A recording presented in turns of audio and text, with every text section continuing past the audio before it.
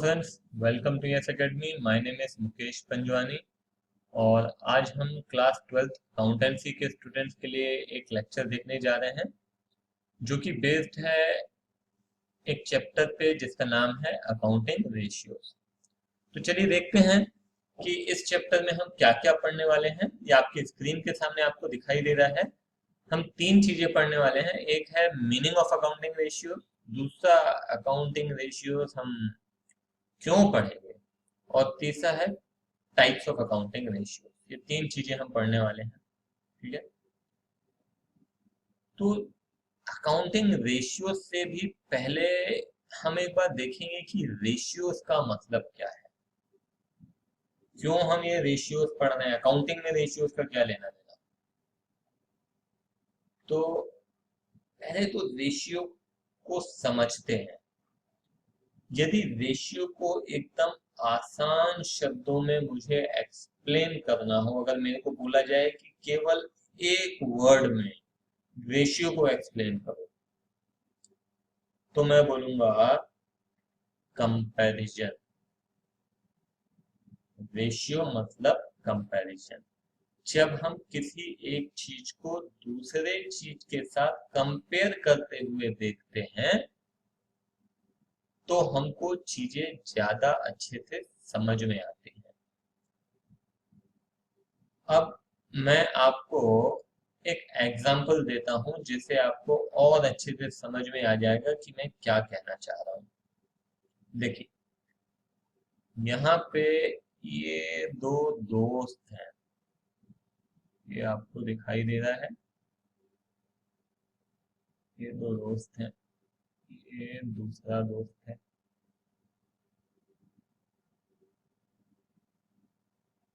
इसका नाम है मैंगो और इसका नाम है ऑरेंज। ठीक है, ये मिस्टर मैंगो है और ये मिस्टर ऑरेंज है। ये दोनों डॉक्टर के पास जाते हैं हेल्थ चेकअप कराने के लिए।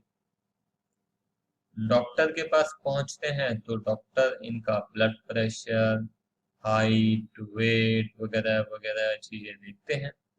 और सब देखने के बाद ये जो मिस्टर मैंगो है, जिनका वजन है 70 किलो, इनको बोलते हैं डॉक्टर कि आपका वेट ज्यादा है। तो मिस्टर मैंगो चौंक जाते हैं, बोलते हैं डॉक्टर आप जरूर गलत फहमी में हैं। आपने मेरे दोस्त का वजन नहीं देखा, मेरे दोस्त का वजन है 90 kg। तो डॉक्टर ने कहा कि भाई आपका जो दोस्त है मिस्टर ऑरेंज, उसका वेट एकदम सही है, मिस्टर मैंगो का वेट ज्यादा है। तो मिस्टर मैंगो बोला डॉक्टर ऐसे कैसे पॉसिबल है, आप 70 किलो को बोल रहे हैं ज्यादा है और 90 किलो को बोल रहे हैं ठीक है। तो डॉक्टर ने कहा कि आप यदि केवल और केवल वेट देखेंगे तो डेफिनेटली आपको लगेगा कि 90 kg ज्यादा है।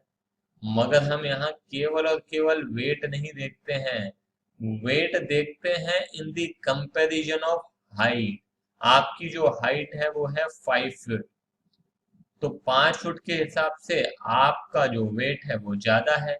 आपके जो दोस्त हैं उनकी हाइट है 6 फुट, तो 6 फुट के हिसाब से इनकी जो हाइट है, इनका जो वेट है वो क्या है, बिल्कुल सही है।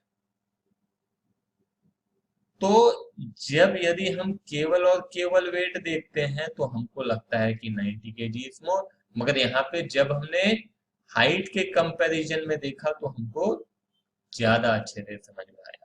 तो रेशियो हमारी इसी तरीके से मदद करता है, कंपैरिजन करते हुए देखने में हमारी मदद करता है। बात समझ में आई आपको? वैसे ही अब आते हैं अपन कि अकाउंटिंग रेशियोज क्या है। ठीक है, और अकाउंटिंग रेशियोज हमारी किस तरह से मदद करेंगे। तो जिस तरह से हमने यहाँ पे हाइट और वेट को कंपेयर करते हुए देखा, उसी प्रकार से अकाउंटिंग में अकाउंटिंग टर्म्स को कंपेयर करते हुए हम चीजों को जब देखते हैं तो हमको ज्यादा अच्छे से समझ में आता है। अब आप बोलेंगे सर इसका भी एक एग्जाम्पल दीजिए। तो ये देखिए आपके सामने ये दो कंपनीज हैं। एक कंपनी का नाम है ऑरेंज और दूसरी कंपनी का नाम है मैंगो। अब यदि हम ऑरेंज कंपनी में देखते हैं तो इस कंपनी का जो नेट प्रॉफिट है वो है 100 रुपए, और जो मैंगो कंपनी है इसका जो प्रॉफिट है वो है 200 रुपए। ठीक है। अब यदि मैं आपसे बोलता हूं कि आप बताइए कि आप किस कंपनी में पैसे इन्वेस्ट करना पसंद करेंगे। आप एक इन्वेस्टर हैं और किसी कंपनी में पैसे इन्वेस्ट करना चाह रहे हैं। आपके पास मैं दो ऑप्शन रखता हूं, एक ऑरेंज और दूसरा मैंगो। ऑरेंज 100 रुपीज कमा रही है और मैंगो 200 रुपीज कमा रही है। तो किसमें पैसे इन्वेस्ट करना पसंद करेंगे? आप में से ज्यादातर स्टूडेंट्स का जवाब यही रहेगा, सर सीधी सी बात है, जो 200 रुपीज कमा रही है हम उसी कंपनी में पैसा लगाना पसंद करेंगे। ठीक है। मगर फिर बात यही आती है कि जब हम केवल और केवल प्रॉफिट देखते हैं तो हमारा आंसर ये है।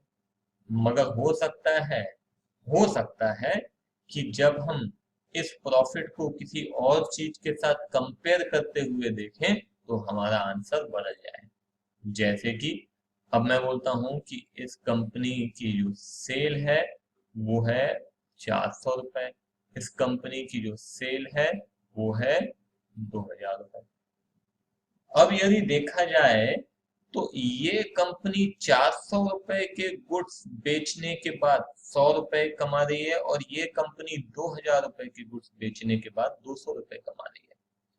मतलब ये कि this company is making 25% profit on sale and this company is making 10% profit on sale, isn't it? तो अब यहाँ पे आपका डिसीजन बदल सकता है। क्यों? क्योंकि इस कंपनी का जो प्रॉफिट मार्जिन है वो ज्यादा अच्छा है, इस कंपनी का प्रॉफिट मार्जिन क्या है? कम है।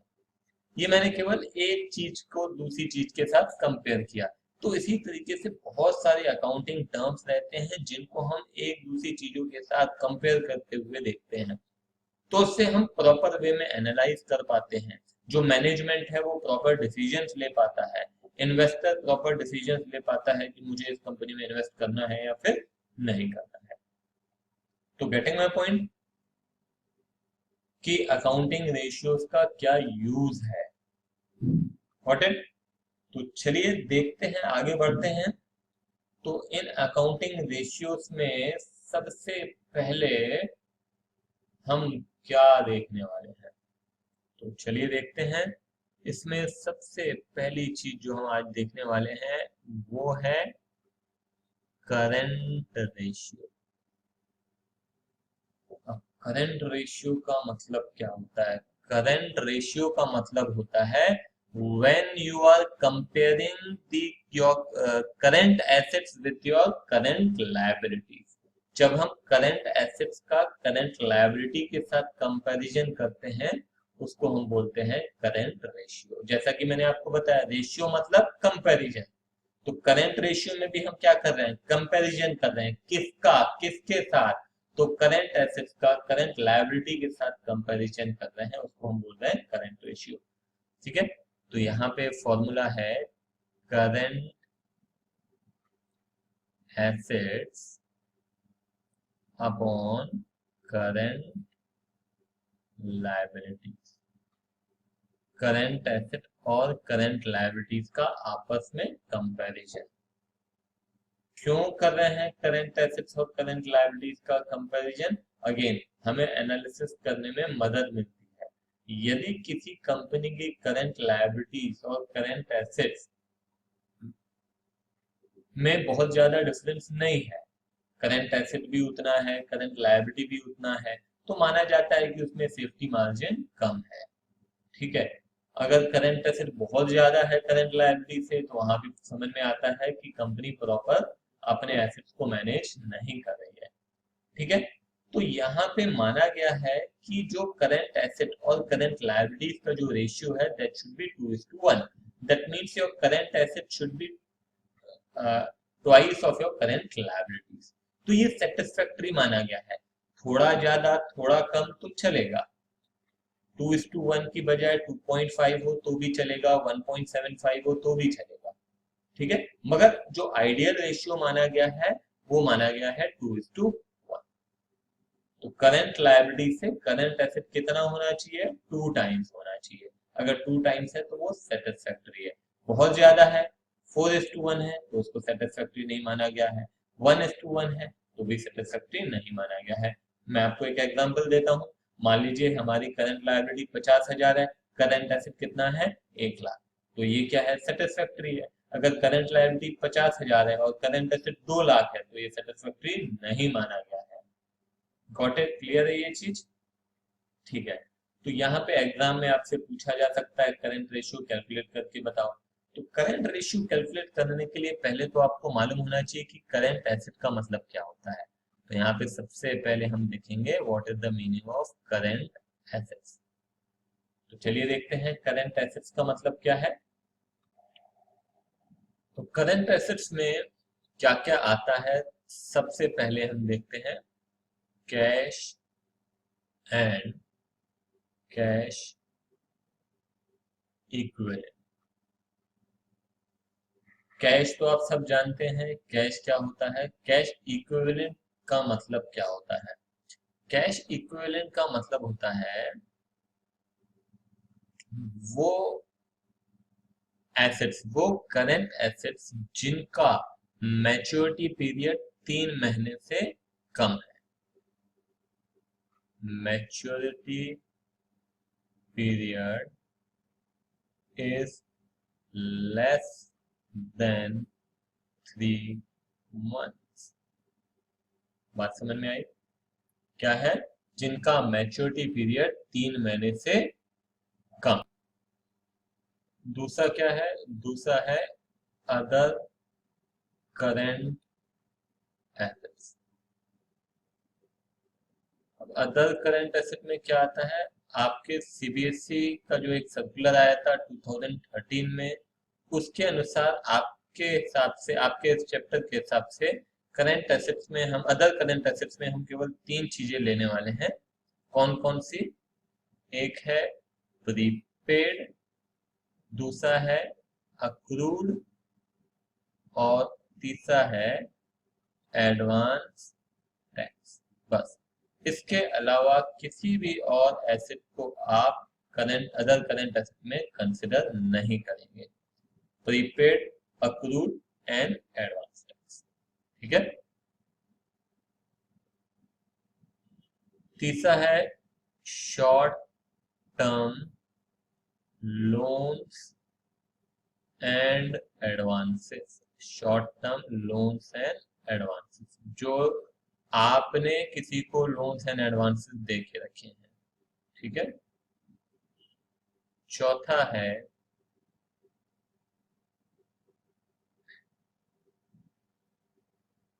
करंट इन्वेस्टमेंट्स, करंट इन्वेस्टमेंट्स, ठीक है। और पांचवा है इन्वेंट्रीज। मगर ध्यान रहे, जब हम बात कर रहे हैं इन्वेंट्रीज की, इन्वेंट्रीज का मतलब क्या होता है सबको मालूम होगा, स्टॉक। मगर इन्वेंट्रीज में क्या नहीं लेना है, तो हम यहाँ लिख रहे हैं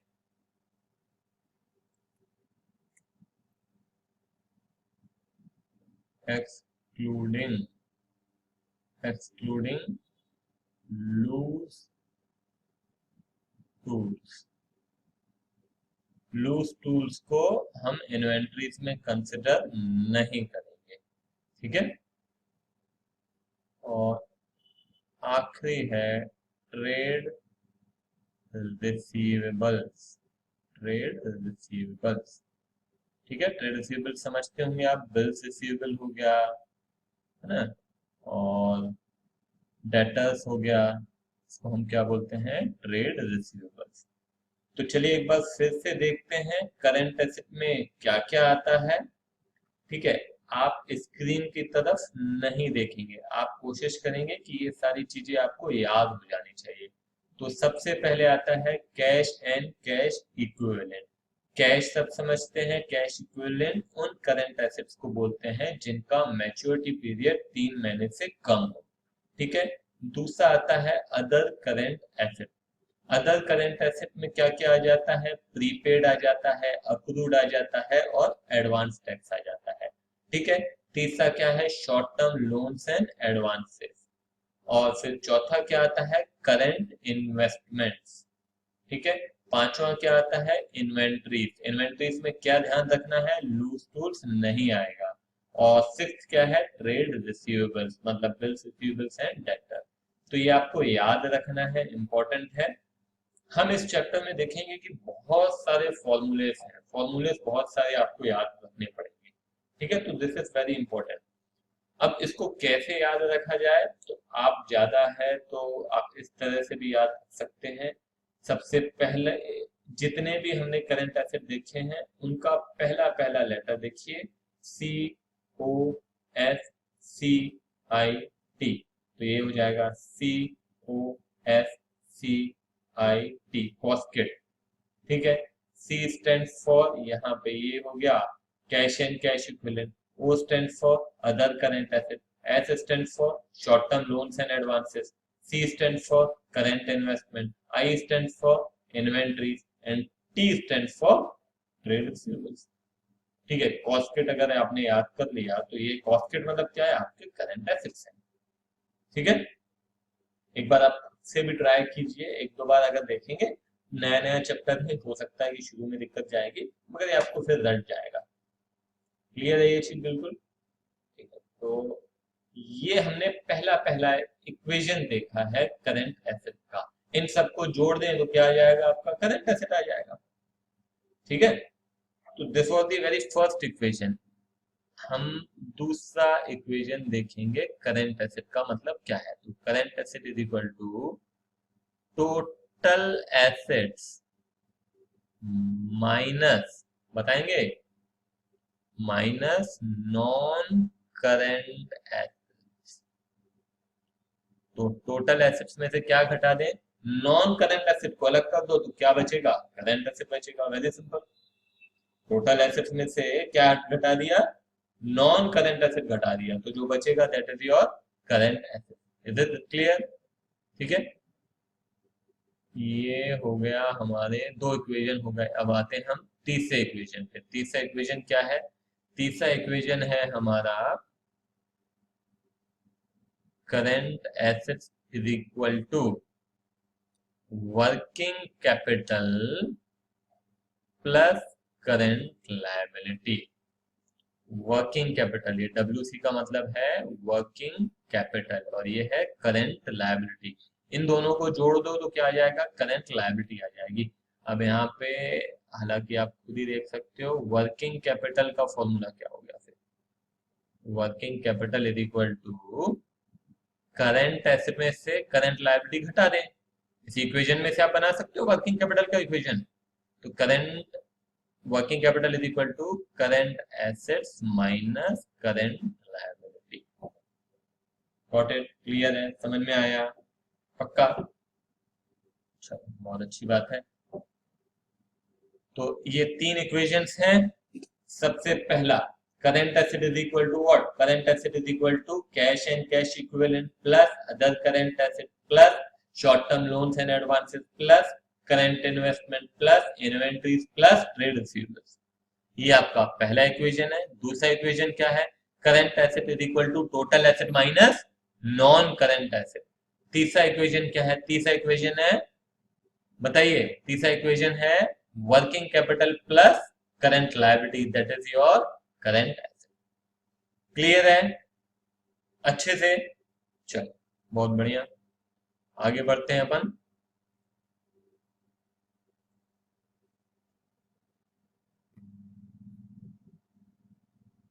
इसके बाद हम देखते हैं करंट लायबिलिटी। करंट लायबिलिटी किसको बोलते हैं? तो करंट लायबिलिटी में सबसे पहले आ जाता है ट्रेड पेबल्स। ट्रेड पेबल्स मतलब हो गया आपका बिल्स पेबल हो गया, है ना, क्रेडिटर्स हो गया, ये क्या है, ट्रेड पेबल्स है। ठीक है, उसके बाद आ जाता है अदर करेंट लायबिलिटीज। ठीक है, अदर करंट लायबिलिटीज में क्या आ जाएगा, आउटस्टैंडिंग, आउटस्टैंडिंग चाहे एक्सपेंस हो चाहे कुछ हो, आउटस्टैंडिंग आ जाएगा। इसके बाद आ जाएगा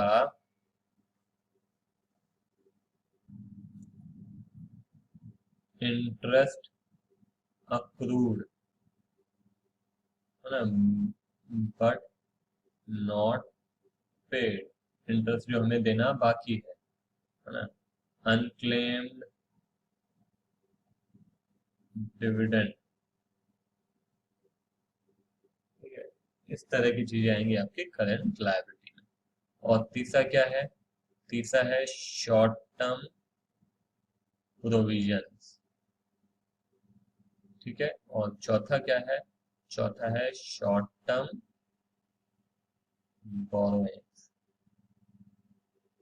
ठीक है, चार चीजें आएंगी, कौन कौन सी, पहला ट्रेड पेबल, दूसरा अदर करंट लायबिलिटी, तीसरा शॉर्ट टर्म प्रोविजन और चौथा शॉर्ट टर्म बोरोइंग्स।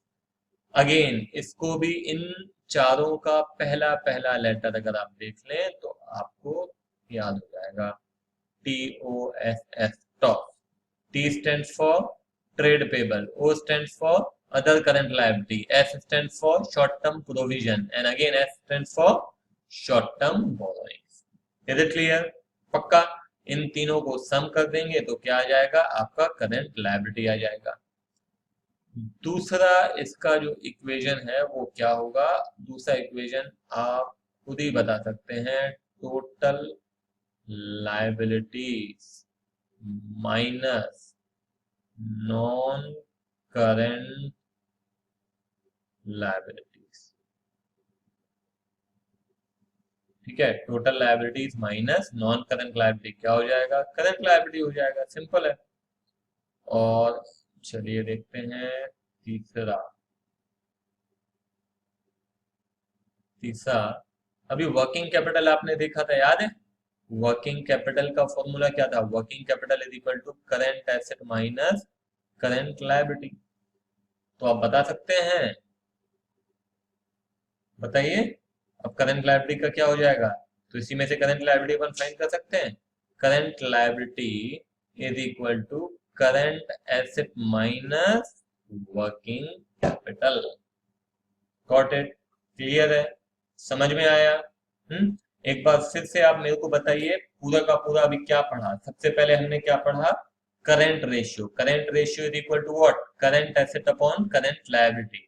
ठीक है, आइडियल कितना माना गया है, 2:1 आइडियल माना गया है। ध्यान रखिएगा, पॉसिबल है एग्जाम में ये पूछा जाता है, एक मार्क का क्वेश्चन, कि करंट रेशियो कितना आइडियल माना गया है, तो दैट इज 2:1। ये सारी चीजें आपको ध्यान में रखनी है।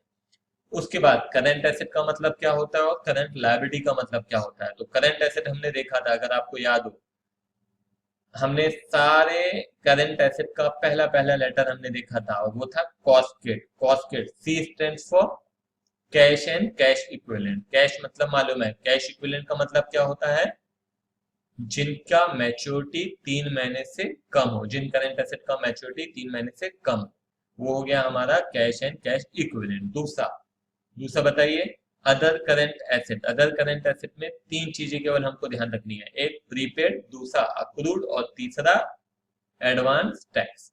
ठीक है, फिर आ जाइए एस। एस से क्या होगा, short term loans and advances, हमने जो short term loans and advances किसी को दे के रखे हैं।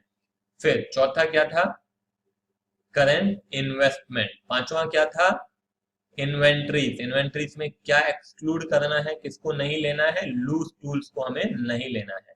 और उसके बाद आखिरी क्या था, ट्रेड रिसीवेबल्स। ट्रेड रिसीवेबल्स का मतलब क्या होता है, डेट बिल्स रिसीवेबल, ये हो गया हमारा ट्रेड रिसीवेबल्स। तो वो था, इन सबको जोड़ दिया तो आ जाता है आपका करंट एसेट। करंट एसेट का दूसरा इक्वेशन, दूसरा इक्वेशन आप बताएंगे क्या है, दूसरा इक्वेशन है हमारा, बताइए, टोटल एसेट माइनस क्या, non current asset, that is your current asset. तीसरा क्या था, तीसरा था आपका working capital plus current liability. Clear है बिल्कुल अच्छे से, कोई दिक्कत, ठीक है। तो ये हमारे तीनों इक्वेशन हो गए करंट एसेट के। उसके बाद अपन देखते हैं करंट लायबिलिटी के तीनों इक्वेशन। तो करंट लायबिलिटी के तीन इक्वेशन, सबसे पहला, तो एक काम करते हैं, सब सारे करंट लायबिलिटीज का पहला लेटर लिया तो क्या वर्ड बना था? Toss. Toss, T stand for trade payables, O stand for other current liability, S stand for short term provision, again S stand for short term borrowings. Clear है? Toss. अब उसके बाद आ जाइए, दूसरी करंट लायबिलिटी का हमारा इक्वेशन क्या था? दूसरा हमारा इक्वेशन था total liabilities minus non current liabilities. ठीक है? और तीसरा क्या था बताइए? Current asset minus working capital. ठीक है? तो मेरे ख्याल से फिलहाल अभी के लिए इतना काफी है। इसको आप बहुत अच्छे से एक बार समझ लें, पढ़ लें, तो फिर हम सीधे क्वेश्चन स्टार्ट करेंगे। ठीक है? चलो, ओके।